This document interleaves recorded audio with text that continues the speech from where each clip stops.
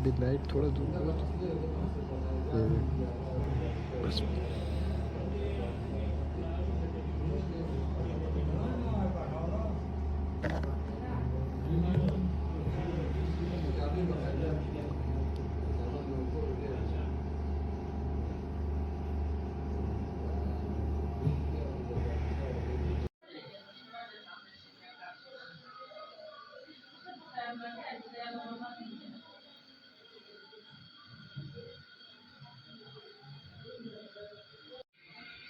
सिर भी दर्द ज्यादा डॉक्टर साहब हैं, सिर भी दर्द ज्यादा है।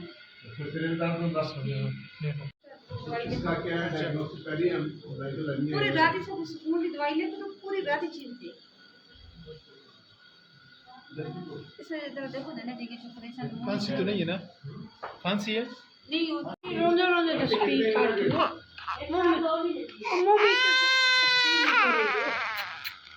बस